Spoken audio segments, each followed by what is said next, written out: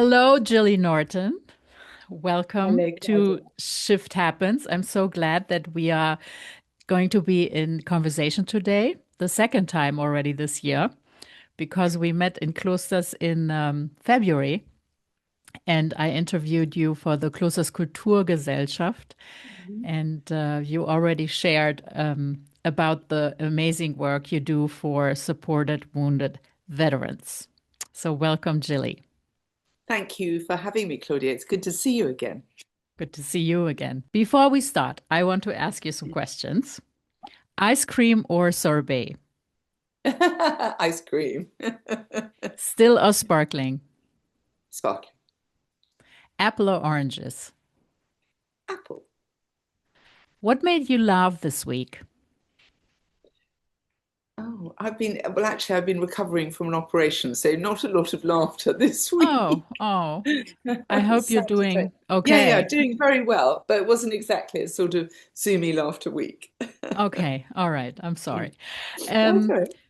so before we look into the pivotal moment that actually brought you to start the Foundation for Supported Wounded Veterans, um, I hear that you with your organization are all over Sky News.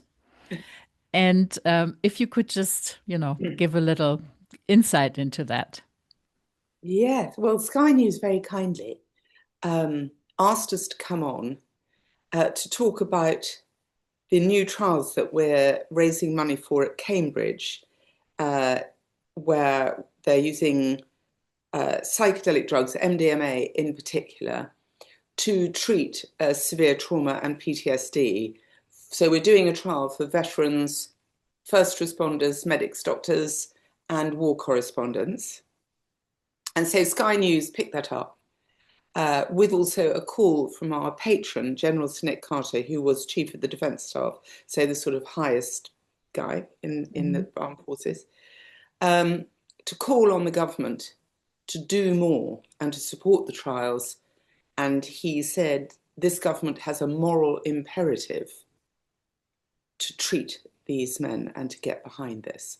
So Sky News picked that up. Then Mhm. I was being interviewed by Sky News, and Nick Carter, and some veterans. And then they very sweetly also did a podcast, and we were on the ticker tape all day, which was Mhm. fantastic. Mhm. And 100,000 people had seen it by lunchtime. Wow. So for the charity, that's great. But I think it also shows there's a lot of interest Yes. in this space. You know, Yes. people wanting to know what's going on, how does it work, and all of Mhm. that. So I'm delighted that Mhm. Sky was so supportive, and it was great, really good. Hmm. Hmm. Yeah. Yeah, and maybe we can talk later a little bit more about the beginning of these trials and how Mhm. it came about. But what was your moment where you said something needs to be done for the soldiers, for the wounded soldiers, the wounded veterans? Well, yeah, I mean, I guess it's never just one thing, right, that Yeah. makes you Mm. change direction like this.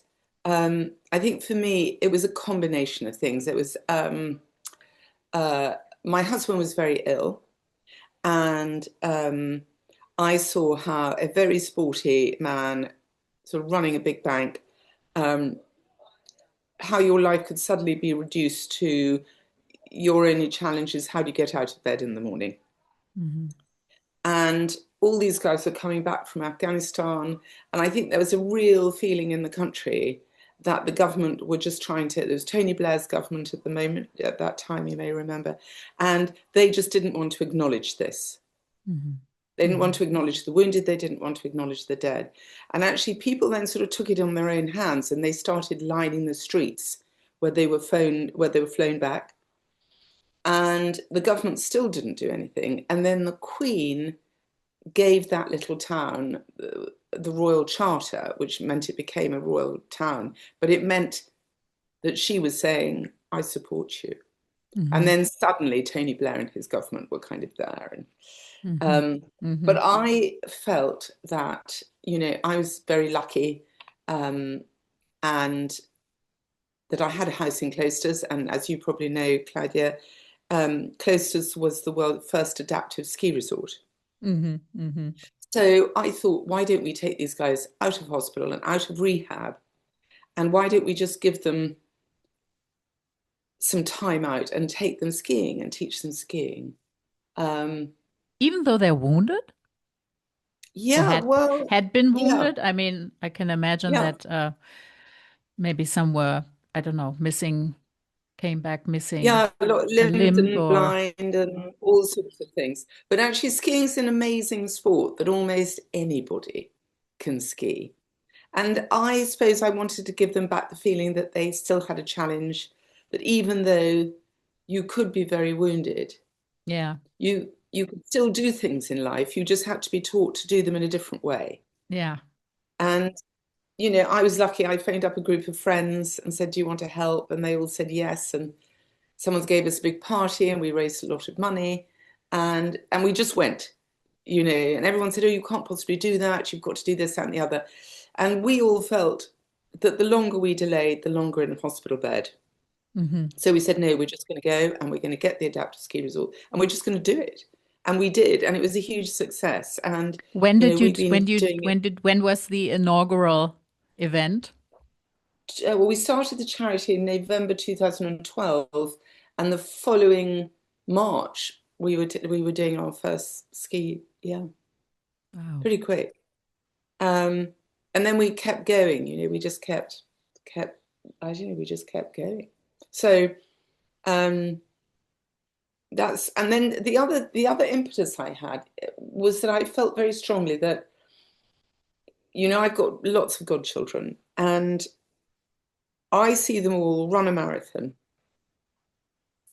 for a charity or do something for a charity, and that is their only connection with that charity. They do a charity and then they maybe run a marathon and then that's it, or they Mm-hmm. do one event, and I thought that's a very bad method, a way of doing Mm-hmm. philanthropy. So I wanted to start something Mm-hmm. which gave children or young people access to the disabled, Mm-hmm. where they would feel that the disabled were a source of inspiration and courage rather than objects of pity.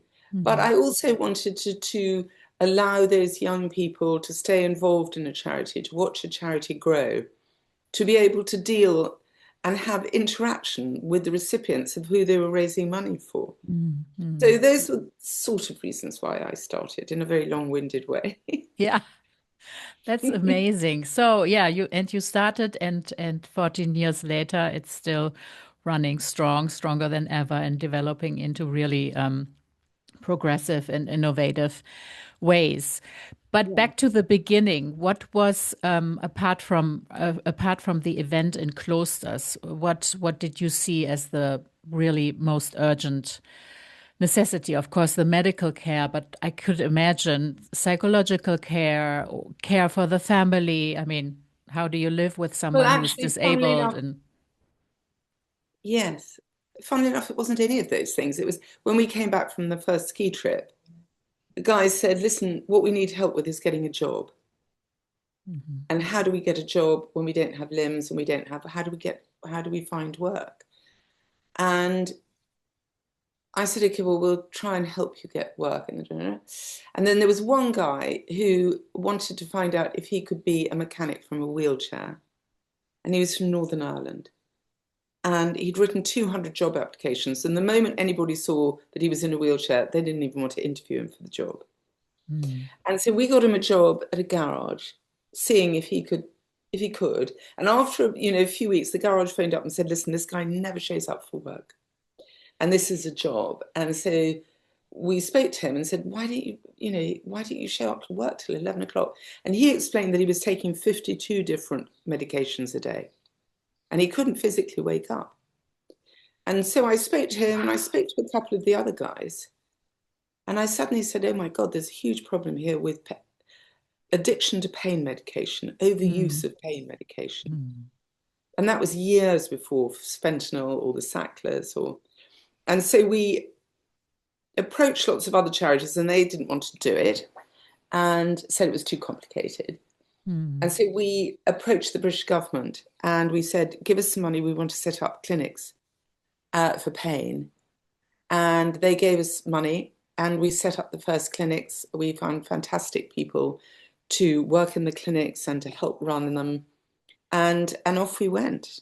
So it went in a funny sort of wiggly way, you Mm-hmm. know, and work, and then we set up a very big mentoring scheme, which I think today it's been one of our most successful programs. Who doesn't want to mentor? You Mm-hmm. know, I've had a mentor. I'm sure you've Mm-hmm. had a mentor Mm-hmm. Mm-hmm. who you've been able to talk to and who's encouraged you or told you not to do something. Yeah. Or so we set that up, and we've just sort of gone on from there, really. Mm. That's amazing. So, Well, it's been an interesting journey for all of us. mm-hmm. Mm-hmm. Mm-hmm. What were obstacles? uh, how long have you got? Obstacles. I think obstacles were people thinking that things were too difficult to solve. Mm-hmm. Um, I think obstacles were always having enough money to do what we wanted to do, having to always go and raise money, but as a charity, you know, that's what you've got to do.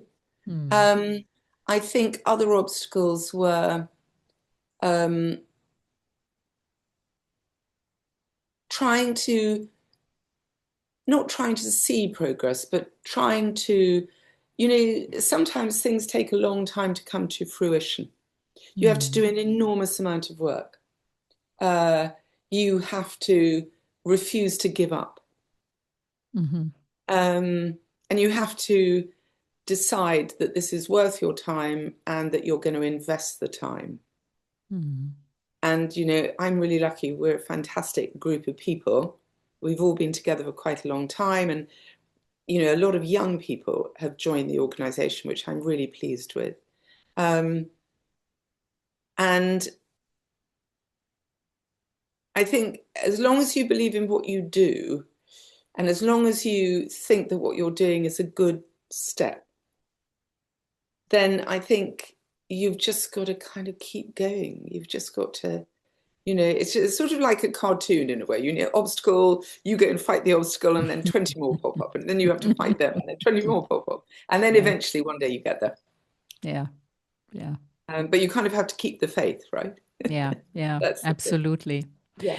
And is there also a possibility that the organization supports the families of the veterans in any way, or is there a referral kind of Yeah, there are other collaboration? organisations which I think support families really well.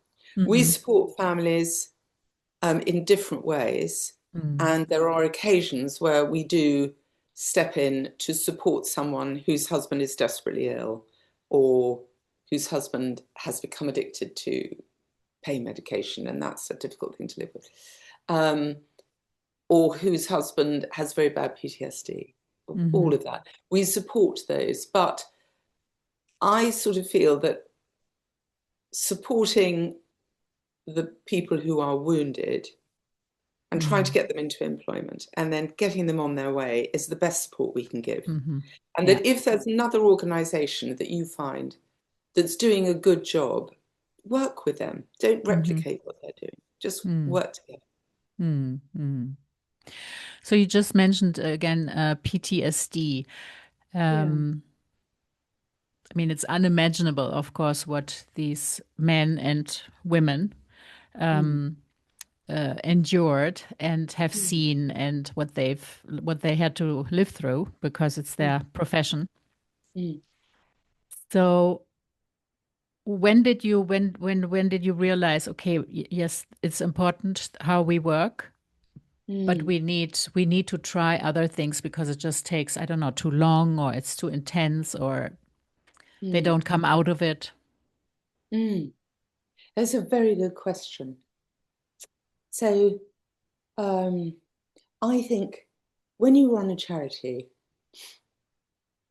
there can be an impetus to take the quick win. Um, and you can do that in lots of ways.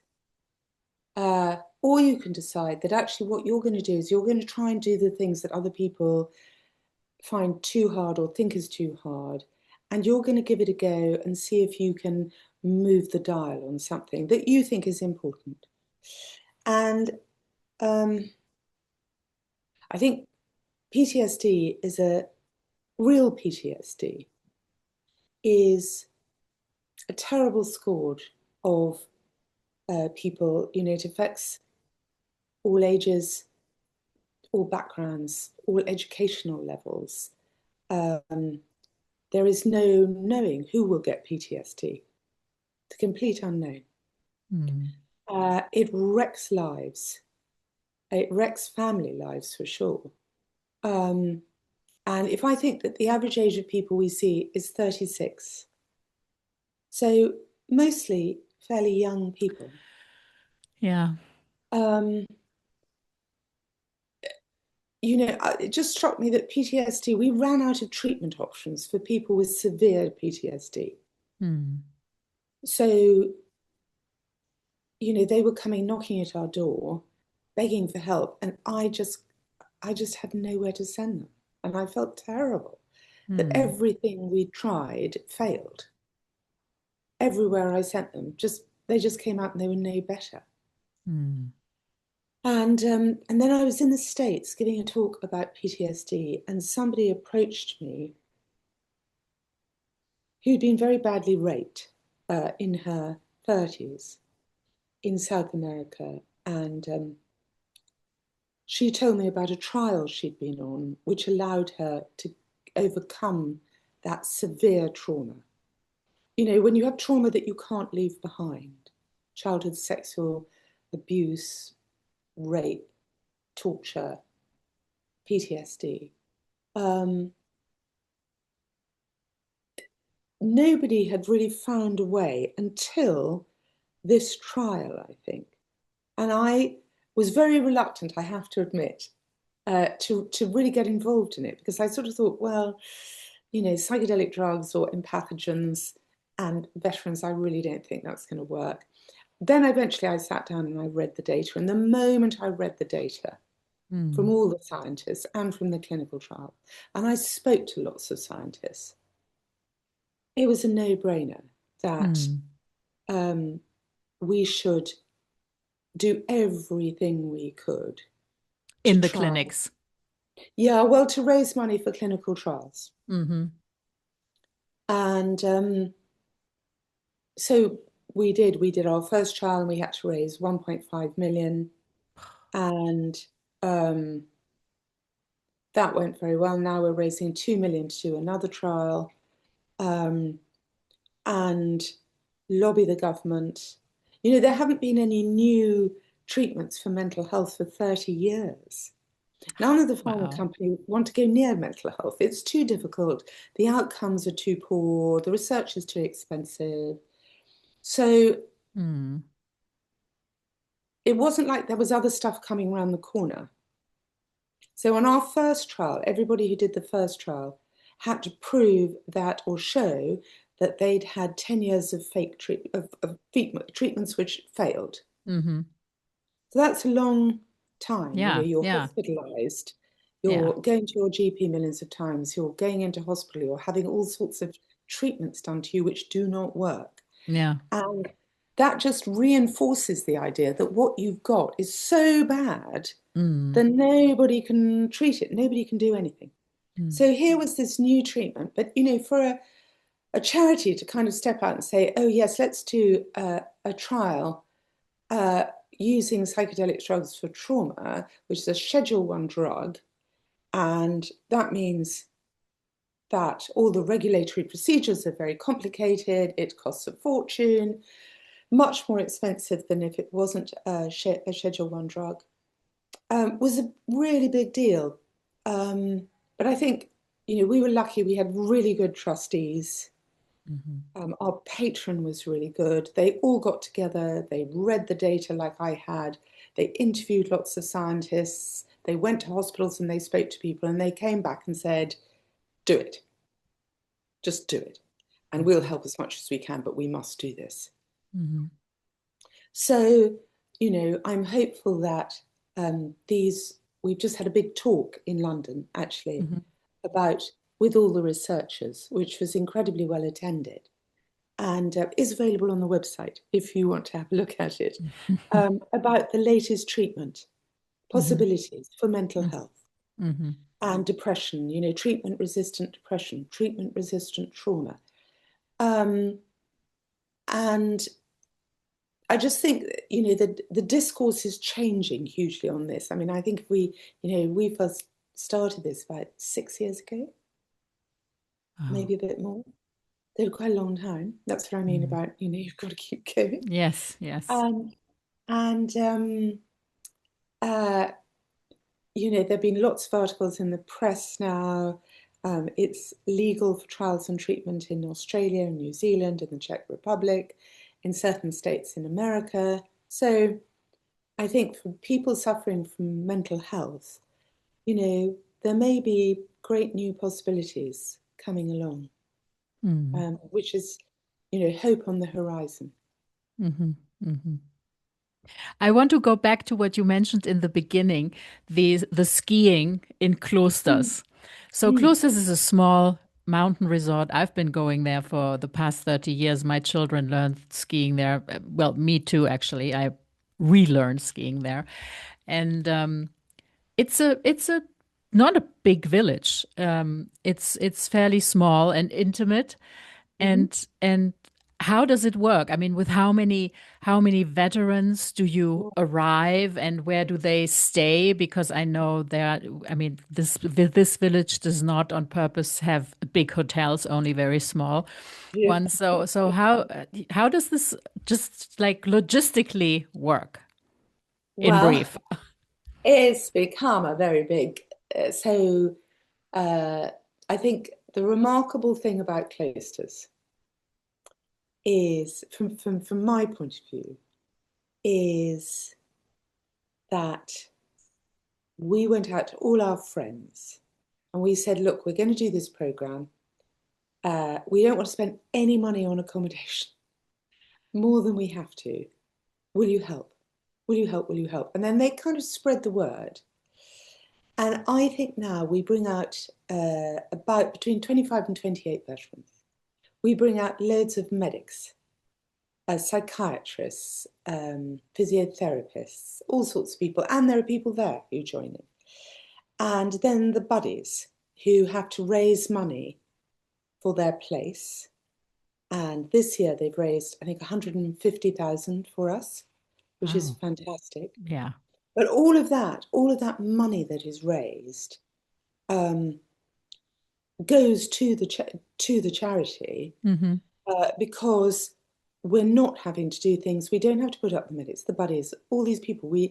The whole village got together and they put people up, and the women got together, and a lot of women, and gave up a week of their holiday to come and serve lunch, to do laundry, to do all sorts of things. And people gave up their houses, their homes. They gave up, a week where they could have rented their houses. Mm-hmm. But there is something fantastic, a very special atmosphere, uh, in Cloisters, but I think also if people get together to do good, Mm-hmm. and if they can have fun while they're doing good.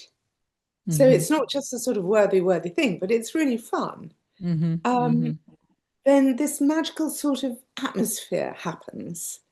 Yeah. Um, and, as I said, Close has now done it for 13 years, which is just amazing, Mm-hmm. amazing, amazing. And every year, more and more people get involved.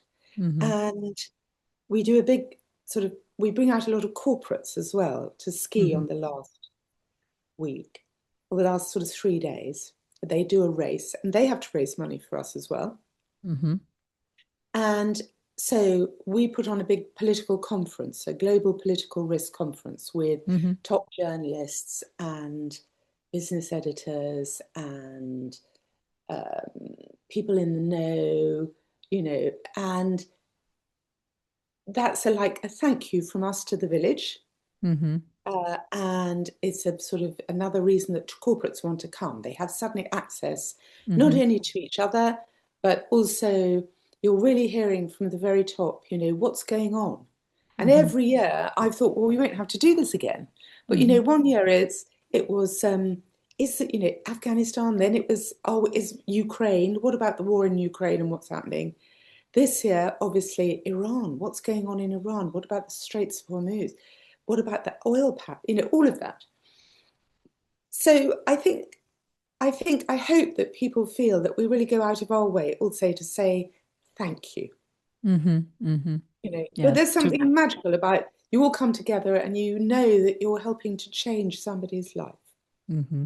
Mm-hmm. And that's a great, great thing, as not often in a life you Mm. get the chance to really That's change true. somebody's life. Yes, that's absolutely true. Mm. And for you, what's next? Is there so you're raising the money for the trials? Will there be other developments in supported wounded veterans? What is your plan? Um, well, another very good question, Claudia. Oh. You're really good at doing these questions. Um, well, I think we now going to lobby the government Hmm. to reschedule the drug from a phase 3 to a phase 2 drug, because otherwise, to do clinical research, it's sort of completely insane how much it costs extra, and what you have to do. So I'm going in to see the health secretary, then I'm convening the MPs in Parliament to talk to them about why we might want to reschedule something and what they can do to help. And so there's a lot of work behind that trial. So we'll be doing that. We also do a big rivers forum, which is happening next week, about pollution on the world's rivers and getting veterans, particularly with PTSD and long-standing disabilities, to find work in quiet places like the rivers. And Hmm. so we've got that next week. That's become a big thing.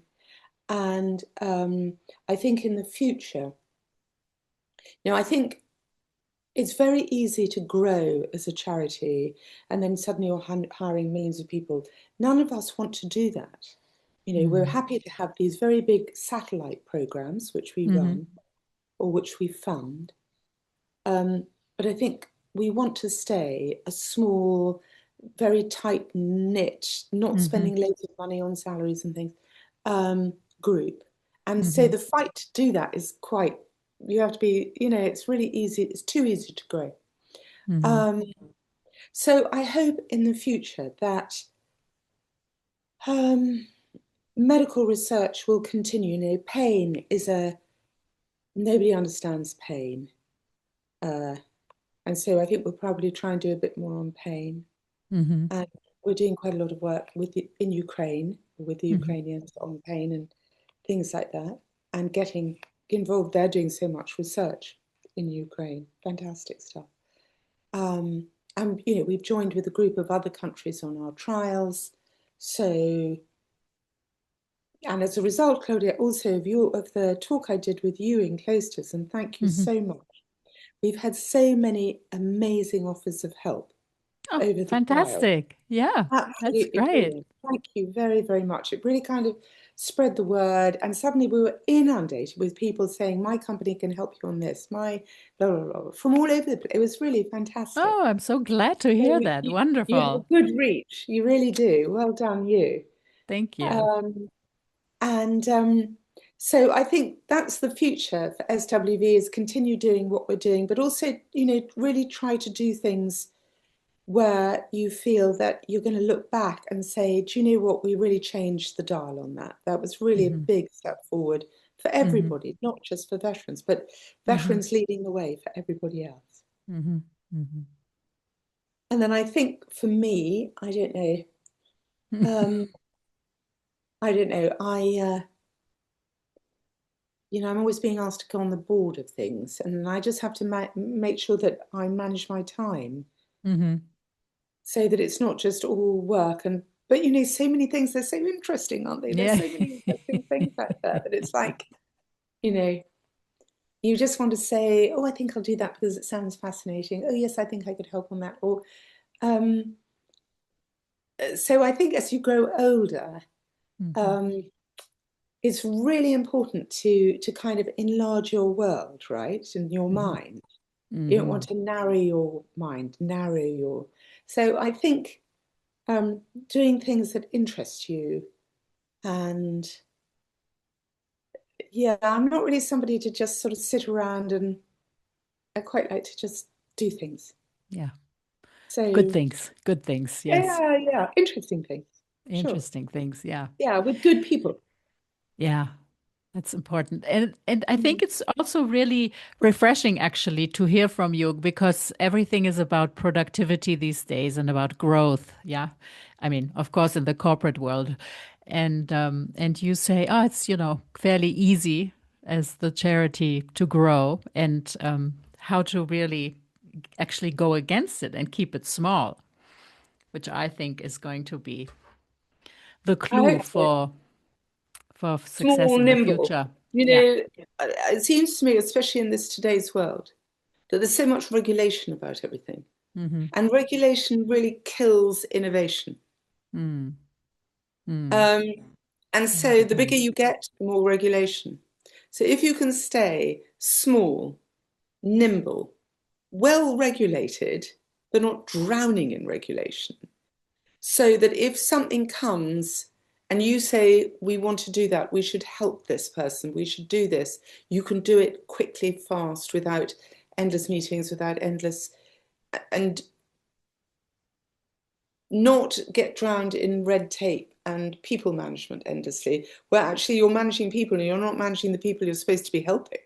Hmm. Hmm. Yeah. So for us, everybody has a different path and everybody has a different idea of what they want to do and what they want their reach to be and everything. But I think we decided, that's how we operate best and how we feel that we can help best. Might not be the Okay. right way, but I think it's the way for us. Yeah. For the Well, moment, anyway. yeah. Jilly, I thank you so much for your time. And no, but I want to ask you one last question. Um, Okay. I mean, it's probably hard, but what was your learning experience? Like, what is the Mm, most important you learned from this journey, from the organization you started, mm, from the work, really not only with the clinics, but really mm, with the people that came back mm, from mm, war. mm. Well, no surprise that you learn that war is a completely pointless, useless, terrible, terrible, terrible thing. And how great would it be if people could just not go to war and sort things out in a different way? Because the human cost is so enormous. And it goes on for Mm. so much longer after a war is finished. So I suppose that wasn't a surprise, but I feel it even more strongly now, I suppose. Um, I think I think maybe one of the big learning things for me has been um, the idea that if you want to do something, if you can get good people to come on board with you and work together really as a good team, but also if you have a vision, if you have an idea that you want to do something, if you want to do it enough, go Hmm. and do it. Go and do Hmm. it. Don't think about it. Get out there and do it. The world needs so much is to be fixed in the world, and there's so much good around that people want to do if they're harnessed, if the idea is harnessed in the right way. So I suppose that's been something really interesting for me. I Hmm. mean, I was involved in the arts before. I was an art restorer. And in Hmm. art, I suppose you're restoring a damaged object, if you like, and bringing Hmm. it back to life. And um, it was interesting for me to do something so different Hmm. and Hmm. um, to find out that it's interesting to watch something come to fruition. It's Hmm. wonderful to grow Yeah. something. And Mm. yeah.